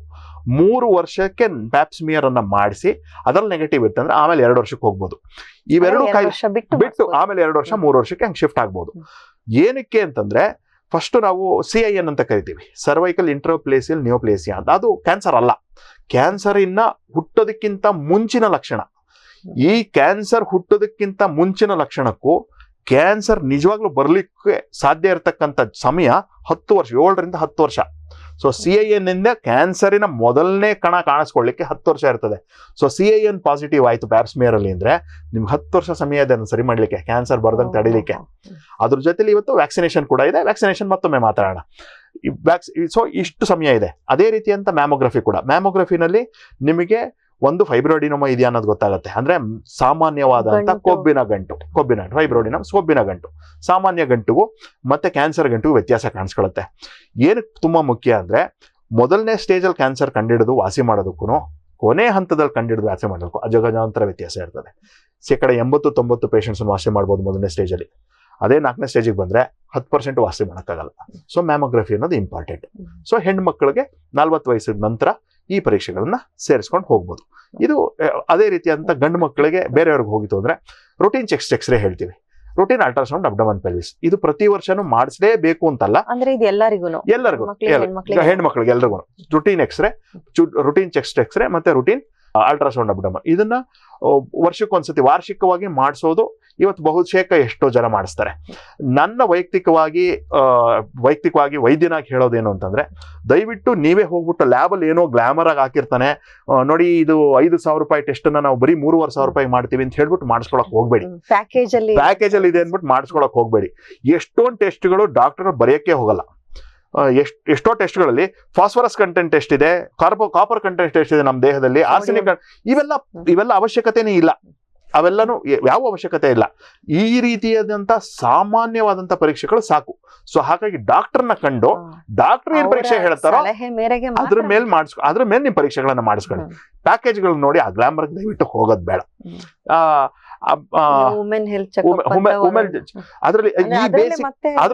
ಅದರಲ್ಲೂ ಅಷ್ಟೇ, ಅದರಲ್ಲೂ ಪ್ಯಾಕೇಜಸ್ ಗಳು ಮಾಡ್ಕೊಂಡು ಹೋಗ್ತಾರೆ. ನಿಮ್ಗೆ ಈ ನಿಯಮಿತವಾಗಿ ಮಾಡಿಸುವಂತದ್ದನ್ನು ಕೂಡ ಹೇಗಿದ್ರು ನಿಮ್ ಡಾಕ್ಟರ್ ಹತ್ರ ಹೋಗಿ ಹೋಗ್ತೀರಿ, ಆಮೇಲೆ ತೋರಿಸ್ಕೊಳ್ಳಿಕ್ ನಿಮ್ ಡಾಕ್ಟರ್ ಹತ್ರ ಹೋಗಿರ್ತೀರಿ. ಅದ್ರ ಬದಲು ಮುಂಚೆನೆ ಹೋಗಿ ಏನೇನ್ ಮಾಡ್ಸ್ಕೊಂಬರ್ಲಿ ಅಂತ ಕೇಳಿ ಮಾಡ್ಸ್ಕೊಂಬರ್ತಕ್ಕಂಥದ್ದು ನಿಮ್ಗೆ ಒಳ್ಳೇದು. ಅವ್ರಿಗೆ ನಿಮ್ ಬಗ್ಗೆ ಅರಿವಿರ್ತದೆ, ನಿಮ್ಗೆ ಏನ್ ತೊಂದರೆ ಇದೆ ಅನ್ನೋದು ನೆನಪಿರ್ತದೆ. ಅದ್ರ ಪ್ರಕಾರವಾಗಿ ಅವ್ರು ಏನ್ ಬೇಕೋ ಅದನ್ನ ಬರ್ಕೊಡ್ತಾರೆ, ಅದ್ರ ತಕ್ಕನಾಗಿ ಮಾಡ್ಸಿದ್ರೆ ಸಾಕಾಗ್ತದೆ. ನೆಕ್ಸ್ಟ್ ಬರೋದು ವಿಟಮಿನ್ಸ್ ಬಗ್ಗೆ. ವಿಟಮಿನ್ ತಪಾಸಣೆಗಳನ್ನ ನಾವು ಸಾಮಾನ್ಯವಾಗಿ ಬರ್ಕೊಡ್ಲಿಕ್ಕೆ ಹೋಗಲ್ಲ. ಪ್ರತಿಯೊಬ್ರು ನಿಯಮಿತವಾಗಿ ಮಾಡಿಸಿ ಅದರಲ್ಲೂ ಇವಾಗ ವಿಟಮಿನ್ ಡಿ ಅನ್ನೋದಂತೂ ತುಂಬಾ ರೂಟೀನ್ ಆಗಿ ಎಲ್ಲರೂ ಮಾಡ್ಸಕ್ ಶುರು ಮಾಡಿದ್ದಾರೆ. ಇವತ್ತಿನ ಈ AC ಎನ್ವಿರಾನ್ಮೆಂಟ್ಗೆ ಅದು ಬೇಕಾಗಬಹುದು, ಸರಿ. ಆದ್ರೂ ಕೂಡ ಅದಕ್ಕೆ ಆದಂತಹ ಒಂದು ರೋಗ ಲಕ್ಷಣಗಳನ್ನು ಕಾಣಿಸಿದ್ರೆ ಮಾತ್ರ, ಅಂದ್ರೆ ವಿಟಮಿನ್ ಡಿ ಕೊರತೆ ಇದೆ ಅನ್ನೋ ಲಕ್ಷಣಗಳು ಕಾಣಿಸಿದ್ರೆ ನಿಮಗೆ ಅದನ್ನ ಮಾಡಿಸ್ಲಿಕ್ಕೆ ಅಡ್ವೈಸ್ ಮಾಡಬಹುದು. ಸುಸ್ತಾಗ್ತಾ ಇದೆ, ಕೆಲವೊಂದು ಪೇಷಂಟ್ಸ್ಗಳಿಗೆ ನುಂಗ್ಲಿ ಕೂಡ ಕಷ್ಟ ಆಗ್ತದೆ, ಆಮೇಲೆ ಮೂಳೆಗಳಲ್ಲಿ ಬಲ ಇಲ್ಲ ಅನ್ಸುತ್ತೆ, ಕಾಲು ನೋವು ಶುರು ಆಗುತ್ತೆ, ಬೆನ್ನು ನೋವು ಶುರು ಆಗ್ತದೆ. ಸೊ ಮಿಕ್ಕಿದ್ದೆಲ್ಲ ಫಿಸಿಕಲಿ ನಾರ್ಮಲ್ ಇದ್ದಾಗಲೂ ಕೂಡ ಈ ರೀತಿ ಆದಂಥದ್ದು. ನಿಮ್ಮ ಜೊತೆ ನಿಮ್ ಸನ್ ಎಕ್ಸ್ಪೋಜರ್ ಇಲ್ವೇ ಇಲ್ಲ, ಬಿಸಿಲಿಗೆ ಹೋಗೋದೇ ಇಲ್ಲ ನೀವು, ಅದರಲ್ಲೂ ಎಳೆ ಬಿಸಿಲಿಗೆ, ಬೆಳಗ್ಗೆ ಹೊತ್ತು ಮಧ್ಯಾಹ್ನದ ಬಿಸಿಲಿಗೆ ಅಂತಲ್ಲ, ಬೆಳಗ್ಗೆ ಹೊತ್ತಿನ ಎಳೆ ಬಿಸಿಲಿಗೆ ಹೋಗೋಕ್ಕೆ ನಿಮ್ಗೆ ಸಮಯ ಆಗ್ತಾ ಇಲ್ಲ, ನೀವು ಯಾವಾಗಲೂ ಎಸಿಲೇ ಜೀವನ ಮಾಡ್ತಾ ಇದ್ದೀರಿ, ಕಾರೊಳಗೆ ಓಡಾಡ್ತಾ ಇದ್ದೀರಿ, ಇಂಥವ್ರಿಗೆ ಆ ಪರೀಕ್ಷೆಗಳು ಬೇಕಾಗುತ್ತೆ. ಎಲ್ಲರೂ ಪ್ರತಿಯೊಬ್ಬರು ನಿಯಮಿತ, ಯಾವ ವಯಸ್ಸಿಗಾದ್ರೂ ಮಾಡಿಸ್ಬೋದು ಅದನ್ನ. ನಿಯಮಿತವಾಗಿ ಎಲ್ರಿಗೂ ಬೇಕೇ ಬೇಕು ಅನ್ನೋದು ಇಲ್ವೇ ಇಲ್ಲ. ಈಗ ಮಕ್ಕಳಿಗೆ ಅಂತಾನೆ ಹೇಳಿದ್ರೆ ವಿಟಮಿನ್ ಎನ ಸಪ್ಲಿಮೆಂಟ್ ಆಗಿ ಕೊಡಕ್ ಶುರು ಮಾಡ್ಬಿಡ್ತಾರೆ ಗೌರ್ಮೆಂಟ್ ಇಂದಾನೆ. ಇವಾಗ ಎಲ್ಲಾ ಮಕ್ಕಳಿಗೂ ಸಪ್ಲಿಮೆಂಟ್ ಆಗಿ ಕೊಡ್ತಾರೆ, ಅಂಗನವಾಡಿಗಳಲ್ಲಿ ಮತ್ತೆ ಇದರಲ್ಲಿ ಮಾತ್ರೆಗಳ ರೂಪದಲ್ಲಿ ಅಥವಾ ಡ್ರಾಪ್ಸ್ ರೂಪದಲ್ಲಿ ಕೊಡ್ತಾರೆ. ಸೊ ಅದು ದೇಹ ಎಷ್ಟು ಬೇಕೋ ಅಷ್ಟನ್ನು ಮಾಡ್ಕೊಂಡು ಮಿಕ್ಕಿದನ್ನ ಹೊರಗೆ ಬಿಟ್ಬಿಡುತ್ತೆ. ಸೊ ಹಾಗಾಗಿ ನಿಯಮಿತವಾಗಿ ಅದನ್ನು ಕೊಟ್ಬಿಡ್ಬೋದು. ಮಕ್ಕಳಲ್ಲಿ ಆಟ ಆಡ್ಲಿಕ್ಕೆ, ಹೊರಗಡೆ ಆಟ ಆಡ್ಲಿಕ್ಕೆ ಇದನ್ನ ಮಾಡಿ, ಬೆಳಗ್ಗೆ ಹೊತ್ತು ನಾನು ಆಗ್ಲೇ ಹೇಳ್ದಂಗೆ ಬೇಗ ಎದ್ದು ವ್ಯಾಯಾಮಕ್ಕಿಂತ ನಡ್ಕೊಂಡು ಬಿಸಿಲಲ್ಲಿ ಒಂದ್ ಸ್ವಲ್ಪ ನಡೆದಾಡೋದ್ರೂ ಕೂಡ ಈ ವಿಟಮಿನ್ D3 ಇವೆಲ್ಲ ಕೊರತೆಗಳು ಬರಲ್ಲ. ಕ್ಯಾಲ್ಸಿಯಂ ಸಪ್ಲಿಮೆಂಟ್ಗಳನ್ನು ಅಷ್ಟೇ. ನಾವು ನಮ್ಮ ಭಾರತೀಯ ಪದ್ಧತಿಯಲ್ಲಿ ಕ್ಯಾಲ್ಸಿಯಂ ಡೆಫಿಷಿಯನ್ಸಿ ಅನ್ನೋದು ದೊಡ್ಡ ಪ್ರಮಾಣದಲ್ಲಿ ನಮಗೆ ಕಾಣಸಿಕ್ಕೋದು ಕಷ್ಟ. ಯಾಕಂದ್ರೆ ಒಂದು, ನಾವು ಬಹುತೇಕರು ಸಸ್ಯಾಹಾರಿಗಳು. ಸಸ್ಯಾಹಾರದ ಜೊತೆನಲ್ಲಿ ನಮಗೆ ನಾವು ಧಾನ್ಯಗಳನ್ನು ತಿನ್ನುವಂಥ ಜನಗಳು. ನಮ್ಮ ಧಾನ್ಯಗಳಲ್ಲಿ ಸಾಕಷ್ಟು ಕ್ಯಾಲ್ಸಿಯಂ ಅಂಶ ನಮಗೆ ನೇರವಾಗಿ ದೇಹದಕ್ಕೆ ಸಿಗುತ್ತೆ. ಸೊ ಈ ಅಡ್ವರ್ಟೈಸ್ಮೆಂಟಿನ ಗ್ಲಾಮರ್ಗೆ ಹೋಗುವಂತ ಅವಶ್ಯಕತೆ ಇಲ್ಲ, ಅಡ್ವರ್ಟೈಸ್ಮೆಂಟ್ ನೋಡಿ ನಾವು ತೀರ್ಮಾನ ಮಾಡುವಂತ ಅವಶ್ಯಕತೆ ಇಲ್ಲ. ಇವಾಗ ಉದಾಹರಣೆಗೆ ಹೇಳಬೇಕು ಅಂದ್ರೆ, ದಕ್ಷಿಣ ಕರ್ನಾಟಕದಲ್ಲಿ ನಾವು ರಾಗಿ ತಿನ್ನುವಂತ ಜನಕ್ಕೆ ಕ್ಯಾಲ್ಸಿಯಂ ಡೆಫಿಷಿಯನ್ಸಿ ಬರೋಲ್ಲ. ನೀವು ಕ್ಯಾಲ್ಸಿಯಂ ಡೆಫಿಷಿಯನ್ಸಿ ಇತ್ತು ಅಂದ್ರೆ ನೀವು ಕ್ಯಾಲ್ಸಿಯಂ ಮಾತ್ರೆ ತಿಂದು ಜೀರ್ಣ ಆಗಲ್ಲ. ಡಾಕ್ಟರ್, ಇದು ನಂದೊಂದು ಪ್ರಶ್ನೆ. ಕ್ಯಾಲ್ಸಿಯಂ ನಾವು ಡಾಕ್ಟರ್ ಹೇಳಿದಾಗ ತಗೊಳ್ತೀವಿ, ಯಾವ ಏಜ್ ಆದ್ರೂ. ಆದ್ರೆ ಈಗ 40 ವರ್ಷ ಆದ್ಮೇಲೆ ಅಥವಾ 45 ವರ್ಷ ಆದ್ಮೇಲೆ ಡೈಲಿ ನೀವು ಕ್ಯಾಲ್ಸಿಯಂ ವಿಟಮಿನ್ ತಗೊಳ್ಳಿ ಅಂತ ಆರ್ಥೋಪೆಡಿಕ್ ಡಾಕ್ಟರ್ ಹೇಳ್ಬಿಡ್ತಾರೆ ಲೇಡೀಸ್ ಹೋದ್ರೆ. ಅದು ತುಂಬಾ ಜನ ಅದನ್ನ ಕ್ಯಾಲ್ಸಿಯಂ ಡಿಫಿಷಿಯನ್ಸಿ ಇದೆಯಾ ಅನ್ನೋದನ್ನ ಒಂದು ಚೆಕ್ ಮಾಡಲ್ಲ. ಒಂದು ಎಷ್ಟು ಬಹುತೇಕ ಎಷ್ಟೋ ಜನ ಡಾಕ್ಟರ್ಗಳು ಅವರ ಆಹಾರ ಅಭ್ಯಾಸ ಏನಿದೆ ಅನ್ನೋದನ್ನ ಕೇಳಕ್ ಹೋಗಲ್ಲ. ನಾವು ಹಾಲು ಕುಡಿಯುವಂತ ಜನ, ಮಜ್ಜಿಗೆ ಬೆಣ್ಣೆ ಅಂತ ತಿನ್ನೋ ಜನ, ಮೊಸರು ತಿನ್ನೋ ಜನ, ಜೊತೆಲಿ ರಾಗಿಯನ್ನು ಬಳಸುವಂತ ಜನ, ಸೊಪ್ಪು ಸದೆಗಳನ್ನು ತಿನ್ನುವಂತ ಜನ. ಸೊ ಹಾಗಾಗಿ ನಮ್ಗೆ ಅಡಿಷನಲ್ ಇದ್ರ ಮೇಲ್ಪಟ್ಟು ಕ್ಯಾಲ್ಸಿಯಂ ಬೇಕಾ ಅನ್ನೋದೊಂದು ದೊಡ್ಡ ಪ್ರಶ್ನೆ. ಸೊ ಆ ಪ್ರಶ್ನೆಗೆ ವೈದ್ಯರುಗಳೇ ಫಸ್ಟ್ ಉತ್ತರ ಕೊಡ್ಬೇಕು. ಜನಗಳು ಅದನ್ನ ಬೇಕು ಅಂತ ತಿನ್ನೋದಕ್ಕಿಂತ ಮುಂಚೆ ಪ್ರತಿಯೊಬ್ರು ಪ್ರತಿ ವಯಸ್ಸಲ್ಲೂ ಪ್ರತಿ ದಿವಸನೂ ತಿನ್ನಬೇಕು ಅನ್ನೋದು ನನ್ನ ಪ್ರಕಾರ. ನಮ್ಮ ಊಟದ ಅಭ್ಯಾಸ ಚೆನ್ನಾಗಿತ್ತು, ನಾವು ಹೈನುಗಾರಿಕೆ ಪದಾರ್ಥಗಳನ್ನು ಕರೆಕ್ಟ್ ಆಗಿ ತೆಗೆದುಕೊಳ್ತಾ ಇದ್ದೀವಿ ಅಂದ್ರೆ ನಮ್ಗೆ ಇದು ಬೇಕಾಗಲ್ಲ, ನಮಗೆ ಖಂಡಿತವಾಗ್ಲೂ ಬೇಕಾಗಲ್ಲ. ನಾವು ಮುಂದಕ್ಕೆ ಹೋದ್ರೆ ಹೃದಯದ ತಪಾಸಣೆ ಯಾವಾಗಿನ ಹೌದು. ಇವತ್ತಿನ ಒತ್ತಡದ ಜೀವನದಲ್ಲಿ ನಾವು 25 ಮೇಲ್ಪಟ್ಟನೆ ವರ್ಷಕ್ಕೊಂದ್ಸತಿ ಹೆಂಗಿದ್ರು ಈ ರುಟೀನ್ ಚೆಕ್ ಹೋದಾಗ ಡಾಕ್ಟ್ರೇ ಅವರು BP-ಯನ್ನ ಒಂದ್ಸತಿ ನೋಡ್ತಾರೆ. ಸೊ 25 ವಯಸ್ಸಿನ ಮೇಲ್ಪಟ್ಟನೆ BP-ನ ತೋರಿಸ್ಕೊಳ್ಳಿಕ್ಕೆ ಶುರು ಮಾಡೋಂಥದ್ದು ತುಂಬಾ ಒಳ್ಳೇದು. ಇವಾಗ ತುಂಬಾ ಜನ ಚಿಕ್ಕ ವಯಸ್ಸಿನಲ್ಲೇನೆ ಕೂಡ ಹಾರ್ಟ್ ಅಟ್ಯಾಕ್ ಆಗಿ ಸತ್ತಿರ್ತಕ್ಕಂಥದ್ದು ತುಂಬಾ ನೋಡಿದೀವಿ ನಾವು. ಜಿಮ್ಮಲ್ಲಿ ಎಕ್ಸರ್ಸೈಸ್ ಮಾಡ್ತಾ ಇದ್ರು, ಹಾರ್ಟ್ ಅಟ್ಯಾಕ್ ಆಗಿ ಸತ್ತೋದ್ರು. ನಡ್ಕೊಂಡು ಹೋಗ್ತಿದ್ದವ್ರು ತಾವೇ ಕುಸ್ತು ಪ್ರಖ್ಯಾತ ನಟರುಗಳು ಈ ತರ ಸತ್ತಿದ್ದಾರೆ. ಇವೆಲ್ಲ ಇರ್ಬೇಕಾದಾಗ ಪರೀಕ್ಷೆ ಕೂತಿದ್ದಾಗ ಕೊಲ್ಯಾಪ್ಸ್ ಆಗ್ಬಿಟ್ಟಿದ್ದಾರೆ. ಇವೆಲ್ಲ ಸತ್ತಿವೆ. ಆ ಒತ್ತಡವನ್ನು ತಡ್ಕೊಳ್ಳಿಕ್ಕೆ. ಸೊ ಈ ಮಕ್ಕಳಿಗೆ ನಾವು BP ನೋಡಿ ಅಂತ ಹೇಳಕ್ ಹೋಗಲ್ಲ. ಸಾಮಾನ್ಯವಾಗಿ 25 ವರ್ಷದ ನಂತರ ವರ್ಷಕ್ಕೊಮ್ಮೆ 6 ತಿಂಗಳಿಗೊಮ್ಮೆ BP-ಯನ್ನ ತೋರಿಸ್ಕೊಳ್ಳುವಂಥದ್ದು ತುಂಬಾ ಒಳ್ಳೆಯದು. ECG, ಬೇಸ್ಲೈನ್ ECG-ನ 30 ವರ್ಷಕ್ಕೆ ಶುರು ಮಾಡುವಂಥದ್ದು ತುಂಬಾ ಜನ ಹೇಳ್ತಾರೆ. ಅದಾದ ನಂತರ ನಿಮಗೇನಾದ್ರೂ ಸಮಸ್ಯೆ ಇತ್ತು ಅಂತಂದಲ್ಲ, ಅದರಲ್ಲಿ ಡಾಕ್ಟ್ರೇ ನಿಮಗೆ TMT-ಯನ್ನ ಮತ್ತೆ ಎಕೋನ ಅಡ್ವೈಸ್ ಮಾಡ್ತಾರೆ. TMT ಎಕೋನ ಡಾಕ್ಟ್ರೇ ಅಡ್ವೈಸ್ ಮಾಡ್ತಾರೆ. ECG-ಲಿ ಏನಾದ್ರು ವೇರಿಯೇಷನ್ ಇದೆ ಅಥವಾ ಥ್ರೆಡ್ಮಿಲ್ ಟೆಸ್ಟ್ ಅಂತ ಅದರಲ್ಲಿ ECG-ಯ ಲೀಡ್ಗಳನ್ನ ದೇಹಕ್ಕೆಲ್ಲ ಅಂಟಿಸಿ ಥ್ರೆಡ್ಮಿಲ್ ಮೇಲೆ ಅದನ್ನ ನಡೆಸ್ತಾರೆ. ಅದರಲ್ಲಿ ವೇರಿಯೇಷನ್ಸ್ ಅನ್ನ ಸ್ಟಡಿ ಮಾಡಿ, ನಿಮ್ಮ BP-ನು ಸ್ಟಡಿ ಮಾಡಿ, ಅದಕ್ಕೂ ಕೋರಿಲೇಷನ್ ಇದೆಯಾ, ಅದರಿಂದ ಏನಾದ್ರು ನಿಜವಾಗ್ಲೂ ನೀವು ಒತ್ತಡದಲ್ಲಿ ಇರಬೇಕಾದ್ರೆ, ದೈಹಿಕ ಒತ್ತಡದಲ್ಲಿ ಇರಬೇಕಾದ್ರೆ ನಿಮ್ಮ ECG-ಲಿ ಏನಾದ್ರು ಚೇಂಜಸ್ ಇದೆಯಾ ಅಂತ ನೋಡಿ ಯಾವ್ದಾದ್ರು ಮುಂದೆ ಬರಬಹುದು ಅಂತ ಸಾಧ್ಯತೆಗಳನ್ನ ಅವತ್ತೇನು ಕೂಡ ರೆಕ್ಟಿಫೈ ಮಾಡ್ಲಿಕ್ಕೆ ಸಾಧ್ಯ. ಕಂಡಿಡಿಬಹುದು. ಎಕೋದಲ್ಲೂ ಕೂಡ ಅದೇ ತರಾನೇ. ಎಕೋದಲ್ಲೂ ಕೂಡ ಎಕೋ ಪೂರ್ತಿ ಹಾರ್ಟಿನ ಫಂಕ್ಷನ್ಸ್ ತೋರಿಸುತ್ತೆ, ರಕ್ತನಾಳಗಳು ಹೇಗೆ ಕೆಲಸ ಮಾಡ್ತೇವೆ ಅನ್ನೋದು ತೋರಿಸುತ್ತೆ. ಯಾವ್ದಾದ್ರು ಹಾರ್ಟಿನ ಪಾರ್ಟ್ ವೀಕ್ ಆಗಿದೆಯಾ ಅಥವಾ ಸತ್ತಿದ್ಯಾ ಅಥವಾ ಅದರಲ್ಲಿ ರಕ್ತ ಕ್ಷೀಣಿಸಿ ಅದು ಸ್ವಲ್ಪ ನಿಷ್ಕ್ರಿಯ ಆಗಿದೆಯಾ, ಇವೆಲ್ಲವನ್ನು ಕೂಡ ಎಕೋ ತೋರಿಸುತ್ತೆ. ಸೊ ಹಾಗಾಗಿ ಇವನ್ನ ಡಾಕ್ಟರ್ ಅಡ್ವೈಸ್ ಮಾಡಿ ECG ಎಲ್ಲ ಚೇಂಜಸ್ ಗಳನ್ನ ನೋಡ್ಕೊಂಡು ಅಥವಾ ನಿಮ್ ಸಿಂಪ್ಟಮ್ಸ್ ಗಳನ್ನ ನೋಡ್ಕೊಂಡು ಅಥವಾ ನಿಮಗೆ ನಿಜವಾಗ್ಲೂ ರಕ್ತದೊತ್ತಡ ತುಂಬಾ ಜಾಸ್ತಿ ಇದೆ ಅಂದಾಗ ರುಟೀನ್ ಕೂಡ ಡಾಕ್ಟರ್ ಸಜೆಸ್ಟ್ ಮಾಡ್ತಾರೆ. ಮುಂದಿನ ಹಂತಕ್ಕೆ ಏನು ಅಂತ ಹೌದು, ಸಜೆಸ್ಟ್ ಮಾಡ್ತಾರೆ. ಅದ್ರಲ್ಲಿ ಆಂಜಿಯೋಗ್ರಾಮು ಅಷ್ಟೇ. ಆಂಜಿಯೋಗ್ರಾಮ್ ಯಾರು ರುಟೀನ್ ಆಗಿ ಮಾಡ್ಸಲ್ಲ. ಅದು ಹೃದಯ ತೊಂದರೆ ಇದೆ, ಅದು ನೋವಿದೆ, ನೋವು ಬಂದಿದೆ ಅಂದಾಗ ಮಾತ್ರ ಆಂಜಿಯೋಗ್ರಾಮ್ ಮಾಡ್ತಾರೆ. ನೀವೇ ಯಾವ್ದೇ ಆಸ್ಪತ್ರೆಗಳು ನನ್ಗೆ ಆಂಜಿಯೋಗ್ರಾಮ್ ಮಾಡಿ ಅಂದ್ರೆ ಯಾರು ಮಾಡಲ್ಲ. ಜೊತೆಗೆ ಸ್ಕ್ಯಾನಿಂಗ್ ಅಷ್ಟೇ. ನಮ್ ಜನದಲ್ಲಿ ತುಂಬಾ ಜನ ಅದನ್ನ ಕೇಳ್ತಿರ್ತಾರೆ, ರುಟೀನ್ ಆಗಿ ಎಲ್ಲಾ ಸ್ಕ್ಯಾನ್ ಮಾಡಿಸ್ಬಿಡ್ತೀನಿ ನಾನು, ಏನಾರು ಇದೆಯಾ ನೋಡ್ಬಿಡೋಣ. ಆ ರೀತಿಯಾದಂತಹ ಯಾವುದೇ ಮಾನದಂಡ ಇವತ್ತವರೆಗೂ ಇಲ್ಲ. ಕೇಳ್ಪಟ್ಟಿದ್ವಿ ಡಾಕ್ಟರ್ ಇದೆಲ್ಲ ಮಾಡ್ಬಿಡಿ ಅಂತ ಹೌದು, ತುಂಬಾ ಜನ ಪೇಷಂಟ್ ಗಳು ಕೇಳ್ತಾರೆ.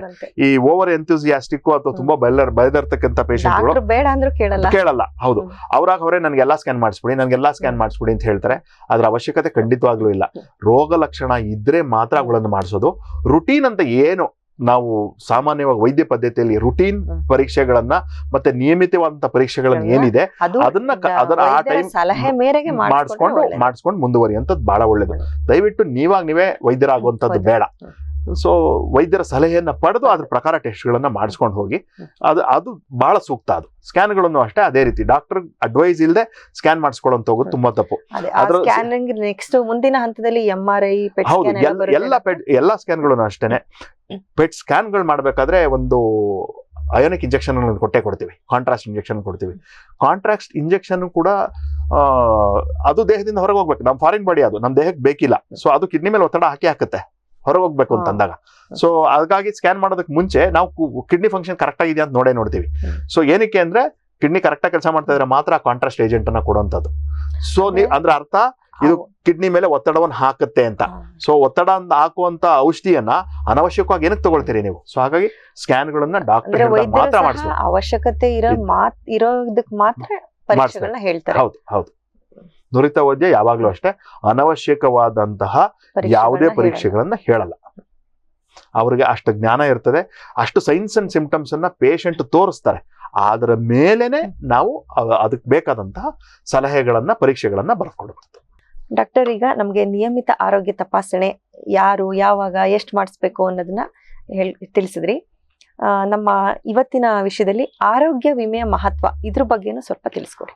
ಆರೋಗ್ಯ ವಿಮೆ ಅನ್ನೋದು ಇವತ್ತು ಪ್ರತಿಯೊಬ್ರು ಮಾಡಿಸ್ಲೇಬೇಕಾದಂತ ಅವಶ್ಯಕ. ಪ್ರತಿಯೊಬ್ರು ಇವರು ಅವರು ಅನ್ನೋದಲ್ವೇ ಇಲ್ಲ. ಇವಾಗ ಕಂಪಲ್ಸರಿ ಗೌರ್ಮೆಂಟ್ನವ್ರಿಗೆ BPL ಕಾರ್ಡ್ ಎಲ್ರಿಗೂ ಆಯುಷ್ಮಾನ್ ಭಾರತ್ ಜೊತೆಲಿ ಹುಟ್ಟಿದ ಮಗುವಿಂದಾನೆ ಅದು ಪ್ರಶ್ನೆ ಇಲ್ಲ. ಹುಟ್ಟದಾಗಿಂದ ಹಿಡಿದು ಸಾಯೋ ತನಕ. ಸೊ ಇವಾಗ ಗೌರ್ಮೆಂಟ್ನವರು BPL ಕಾರ್ಡ್ದಾರರಿಗೆ ಅವರೇ ಆಯುಷ್ಮಾನ್ ಭಾರತ್ ನ ರಾಜ್ಯ ಸರ್ಕಾರ, ಕೇಂದ್ರ ಸರ್ಕಾರ ಸಮ್ಮಿಳಿತವಾಗಿ WHO ಇಂದ ಫಂಡಿಂಗ್ ಅಲ್ಲಿ ಇದನ್ನ ಮಾಡ್ತಾ ಇದ್ದಾರೆ. ಅವರನ್ನು ಬಿಟ್ಟು ಎಲ್ಲರೂ BPL ಕಾರ್ಡ್ ಹೋಲ್ಡರ್ ಇಲ್ವಲ್ಲ. ಇನ್ ಮಿಕ್ಕಿದ್ದು APL ನವರಾಗ್ಲಿ ಅಥವಾ ಪಾವರ್ಟಿ ಲೈನ್ ಮತ್ತೆ ರಿಚ್ ಅಫ್ಲುಯೆಂಟ್ ಪೀಪಲ್ ಪ್ರತಿಯೊಬ್ರು ಕೂಡ ಮಾಡಿಸ್ಲೇಬೇಕು. ಎಷ್ಟು ಮಾಡಿಸ್ಬೇಕು ಅನ್ನೋದು ಒಂದು ದೊಡ್ಡ ಪ್ರಶ್ನೆ. ಯಾರೆಲ್ಲ ಮಾಡಿಸ್ಬೇಕು? ಪ್ರತಿಯೊಬ್ರು ಮಾಡಿಸ್ಬೇಕು. ಗ್ರೂಪ್ ಇನ್ಸೂರೆನ್ಸ್ ಮನೆಯವರೆಲ್ಲರೂ ಸೇರಿಸಿ ಸಮಗ್ರವಾಗಿ ಒಂದು ಇನ್ಸೂರೆನ್ಸ್ ಮಾಡಿಸಿಟ್ಕೊಂಡ್ರೆ ಬಹಳ ಒಳ್ಳೇದು. ಅವಾಗ ಪ್ಯಾಕೇಜ್ ದೊಡ್ಡದಾಗಿ ಸಿಕ್ಕತ್ತೆ. ಜೊತೆಲಿ ಸಾಮಾನ್ಯವಾಗಿ ಆಕ್ಸಿಡೆಂಟ್ಗಳಲ್ಲದೆ ಮನೇಲಿ ಎಲ್ಲರೂ ಒಟ್ಟಿಗೆ ಕಾಯಿಲೆ ಬೀಳುವಂತ ಸಂಗತಿ ತುಂಬಾ ಕಮ್ಮಿ. ಆಕ್ಸಿಡೆಂಟ್ ಆದಾಗ ಮಾತ್ರ ಮನೆಯವ್ರು ಎಲ್ಲರೂ ಒಟ್ಟಿಗೆ ಏಟಾಗಬಹುದು. ಅದು ಬಿಟ್ರೆ ಮನೆಯವ್ರು ಎಲ್ರಿಗೂ ಒಟ್ಟಿಗೆ ಒಂದೇ ಕಾಯಿಲೆಗಳು ಬರಲ್ಲ. ತೀರಾ ಅಪರೂಪ, ತೀರಾ ವಿರಳ. ಕೊರೋನಾ ಅಂತ ಕಾಯಿಲೆಗಳನ್ನು ಪಕ್ಕಕ್ಕಿಟ್ರೆ ತೀರಾ ವಿರಳ. ಸೊ ಹಾಗಾಗಿ ಮನೆಯವರೆಲ್ಲರೂ ಸೇರಿಸಿ ಫ್ಯಾಮಿಲಿ ಇನ್ಶೂರೆನ್ಸ್ ಅನ್ನ ತೆಗೆದುಕೊಂಡ್ರೆ ನಿಮಗೆ ಖರ್ಚು ಕಮ್ಮಿ ಬರುತ್ತೆ, ಜೊತೆಲಿ ಎಲ್ಲರೂ ಕವರ್ ಆಗುತ್ತೆ, ಜೊತೆಲಿ ಕ್ಯಾಪ್ ಜಾಸ್ತಿ ಮಾಡಬಹುದು. ನೀವು ಒಬ್ಬೊಬ್ಬರೇ ಇಂಡಿವಿಜುವಲ್ ಆಗಿ 2 ಲಕ್ಷ ತಗೊಳ್ಳೋದ್ರ ಬದಲು ಮನೆಯವರೆಲ್ಲರೂ ಸೇರಿಸಿ 10 ಲಕ್ಷ ತೆಗೆದುಕೊಂಡಾಗ ಯಾರಾದ್ರೂ ಒಬ್ಬರ ಕಾಯಿಲೆ ಬಿದ್ರು 10 ಲಕ್ಷ ಕವರೇಜ್ ಸಿಗ್ತದೆ. ಒಬ್ಬೊಬ್ರೆ 2 ಲಕ್ಷ ತಗೊಂಡ್ರೆ ನಿನ್ ಕ್ಯಾಪ್ ಬರೀ 2 ಲಕ್ಷಕ್ಕೆ ನಿಂತೋಗ್ಬಿಡ್ತದೆ. ಮನೆಯವರೆಲ್ಲರದ್ದು ಸೇರಿಸಿ 2 ಲಕ್ಷನೂ ಸೇರಿಸಿ 10 ಲಕ್ಷಕ್ಕೆ ಮಾಡಿಸಿಟ್ಕೊಬಿಡಿ. ಆವಾಗ ಅದು ಬಹಳ ಸೂಕ್ತವಾಗುತ್ತೆ. ಅದು ತುಂಬಾ ಅಡ್ವೈಸಬಲ್. ಫ್ಯಾಮಿಲಿ ಇನ್ಸೂರೆನ್ಸ್ ಮಾಡ್ಕೊಳ್ಳೋದು ತುಂಬಾ ಕೆಲಸದಲ್ಲಿರೋರಿಗೆ ಅವ್ರ ಕಂಪನಿಯಿಂದ ಕೊಡ್ತಾರೆ. ಅದಷ್ಟೇ ಸಾಕ ಅಥವಾ ಅದ್ರ ಜೊತೆ ಮಾಡಿಸ್ಕೊಳ್ಬಹುದು. ಕಂಪನಿಯಿಂದ ಎಷ್ಟು ಕೊಡ್ತಾರೆ ಅನ್ನೋದನ್ನ ನೋಡ್ಕೊಳ್ಬೇಕು. ಕಂಪನಿನಲ್ಲಿ ಕೆಲಸದಲ್ಲಿದ್ದಾಗ ಮಾತ್ರ ಅದ್ ರನ್ನಿಂಗು. ನೀವು ಕೆಲಸ ಬಿಟ್ಬಿಟ್ರೆ ಅದಿಲ್ಲ ಅಂತಂದಾಗ ಅದೊಂದು ಸಮಸ್ಯೆ. ಬೇರೆ ಇನ್ನೊಂದು ಇಟ್ಕೊಳ್ಳೋದು ಒಳ್ಳೇದು. ನೀನು ಕಂಪನಿಯಿಂದ ಏನ್ ಕೊಡ್ತಾರೆ, ಕಂಪನಿನವರು ಎಷ್ಟೊಂದು ಕಂಪನಿಗಳಲ್ಲಿ ಗಂಡ ಹೆಂಡತಿಗೆ ಮಾತ್ರ ಕೊಡ್ತಾರೆ, ಮಕ್ಳು ಕೊಡಲ್ಲ. ಕೆಲವೊಂದ್ಸತಿ ಗಂಡ ಹೆಂಡತಿ ಮಕ್ಳು ಕೊಡ್ತಾರೆ, ಪೇರೆಂಟ್ಸಿಗೆ ಕೊಡಲ್ಲ. ಸೊ ಇವೆಲ್ಲನೂ ಇರ್ತದೆ. ಜೊತೆಲಿ ಕ್ಯಾಪ್ ಎಷ್ಟು ಕೊಡ್ತಾರೆ ಅನ್ನೋದು ಅನ್ನೋದು ಕೂಡ ಬಹಳ ಮುಖ್ಯ. ಇವತ್ತಿನ ಪರಿಸರದಲ್ಲಿ, ಇವತ್ತಿನ ಪ್ರಪಂಚದಲ್ಲಿ 1-2 ಲಕ್ಷ ಕೊಡುವಂತ ಇನ್ಸೂರೆನ್ಸ್ ಪ್ರಯೋಜನ ಇಲ್ಲ. ನನ್ನ ಪ್ರಕಾರ ಕಡೆ ಪಕ್ಷ 10 ಲಕ್ಷ ರೂಪಾಯಿ ಆದ್ರೂ ನಿಮಗೆ ಹೆಲ್ತ್ ಇನ್ಸೂರೆನ್ಸ್ ಕವರೇಜ್ ಇರಬೇಕು. ಆಸ್ಪತ್ರೆ ವೆಚ್ಚಗಳು, ಬರ್ತಕ್ಕಂತ ಕಾಯಿಲೆಗಳು, ಕ್ರಾನಿಕ್ ಡಿಸೀಸಸ್ ಇವೆಲ್ಲವನ್ನು ಯೋಚನೆ ಮಾಡಬೇಕು. 10 ಲಕ್ಷ ಇರಬೇಕು. ಇವತ್ತು ಮೊದಲೆಲ್ಲ ಆದ್ರೆ ಒಂದು ವಯಸ್ಸು ಆದ್ಮೇಲೆ ಇನ್ಸೂರೆನ್ಸ್ ಮಾಡಿಸ್ಕೊಳ್ಳಿ ಅಂತ ಹೇಳ್ತಿದ್ವಿ. ಇವತ್ತು ಹಾಗೆ ಬೇಡ. ಖಂಡಿತವಾಗ್ಲೂ ಹುಟ್ತಾ ಇರ್ತಕ್ಕಂಥ ಮಗುಗಿಂದನೇ ಸೇರಿಸಿ ಅದನ್ನ ಶುರು ಮಾಡಿಸ್ಕೊಂಡ್ಬಿಡೋದು ಬಹಳ ಒಳ್ಳೇದು. ಜೊತೆನಲ್ಲಿ ನೀವು ಹೆಚ್ಚಿಗೆ ವರ್ಷ ಇನ್ಸೂರೆನ್ಸ್ ಅಲ್ಲಿ ಇದ್ರೆ ನಿಮ್ ಪ್ರೀಮಿಯಂ ಕಮ್ಮಿ ಹಾಕುವಂತ ಹೋಗುತ್ತೆ.